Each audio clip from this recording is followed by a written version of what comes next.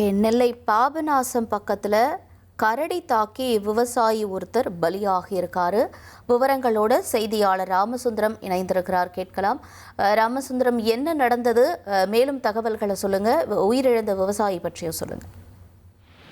நெல்லை மாவட்டம் பாபநாசம், அதே போல கடையம் உள்ளிட்ட மேற்கு தொடர்ச்சி மலை அடிவாரங்கள்ல கரடி உள்ளிட்ட வனவிலங்குகள் கடந்த சில மாதங்களாகவே சுற்றி வருகிறது. இந்த நிலையில நேற்று காலையில பாபநாசம் கடையம் சாலையில் இருக்கக்கூடிய வடமலிசமுத்திரம் என்ற பகுதியில ஒரு கரடி, அங்க இருக்கக்கூடிய தோட்டம் ஒன்றுல கரடி சுற்றி வருவதாக அப்பகுதி மக்கள் வனத்துறையினருக்கு தகவல் தெரிவித்திருக்கிறார்கள். ஆனால் வனத்துறையினர் வருவதற்கு முன்பு கரடியை விவசாயிகளே விரட்டிய சூழல்ல அங்கிருந்து கரடி அங்கிருந்து தப்பி சென்றது.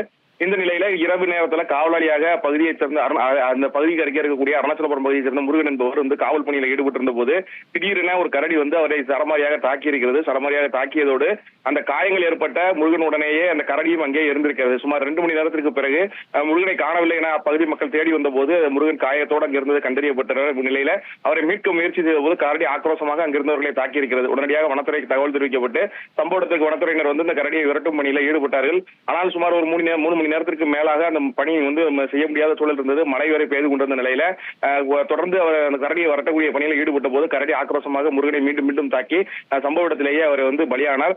தலை உள்ளிட்ட முகம், தலை உள்ளிட்ட பல்வேறு இடங்களும் முழுவதுமே சிதைந்து மோசமான நிலையில உடல் மீட்கப்பட்டது. இதனைத் தொடர்ந்து துப்பாக்கி மூலம் சுட்டு பிடிப்பதற்கு, கரடியை சுட்டு பிடிப்பதற்கான முயற்சி தான் வனத்துறையினர் ஈடுபட்டார்கள். நேற்று இரவு முழுவதுமே இந்த பணி தொடர்ந்து நடந்து வந்தது. உடனடியாக அந்த உடல், மீட்கப்பட்ட உடலும் நெல்லை அரசு மருத்துவக் கல்லூரி மருத்துவமனைக்கு பிரேத பரிசோதனைக்காக கொண்டு செல்லப்பட்டது. தொடர்ந்து தற்போது 2வது நாளாக அந்த தோட்டம் உள்ளிட்ட பல்வேறு பகுதிகளில் அந்த கரடியை பிடிப்பதற்கான அந்த பணியில வனத்துறையினர் ஈடுபட்டிருக்கிறார்கள்.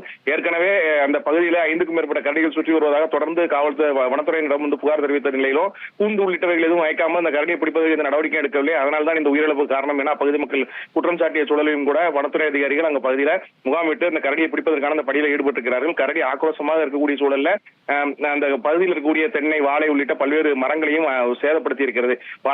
கரடி அந்த பகுதிக்கு வந்தால் வீடுகளில் இருக்கக்கூடிய எண்ணெய் உள்ளிட்ட அந்த பொருட்களை மட்டுமே தின்றுவிட்டு செல்வது வழக்கமாக இருக்கிறது. ஆனால் இந்த முறை கடுமையான ஆக்ரோஷத்தோடு அந்த இருக்கக்கூடிய தோட்டத்தில் இருக்கக்கூடிய அனைத்து பயிர்களையுமே சேதப்படுத்தி சென்றிருப்பதோடு ஒருவரையும் கடுமையாக தாக்கி உயிரிழப்பு ஏற்படுத்தி விட்டு சம்பவம் பெரும்பரப்பை ஏற்படுத்தியிருக்கிறது. தற்போது இந்த பகுதியில தொடர் முகாமிட்டு துப்பாக்கியோடு வனத்துறை அதிகாரிகள் அந்த கரடியை பிடிப்பதற்கான பணியில ஈடுபட்டிருக்கிறார்கள். உங்களுடைய விரிவான தகவல்களுக்கு நன்றி ராமசுந்தரம். நெல்லையில கரடி தாக்கி விவசாயி உயிரிழந்திருக்கக்கூடிய சம்பவம் ஒரு சோகத்தை ஏற்படுத்தி இருக்கிறது. விவரங்களை செய்தியாளர் ராமசுந்தரம் விவரிக்க நாம கேட்டோம். இனி செல்லும் இடமெல்லாம் செய்தி. தந்தை டிவியின் வாட்ஸ்அப் சேனலை ஃபாலோ பண்ணினா செல்ல இருக்கும் இடமெல்லாம் செய்தி. இதோ QR கோட், இப்பவே ஸ்கேன் பண்ணுங்க, ஃபாலோ பண்ணுங்க.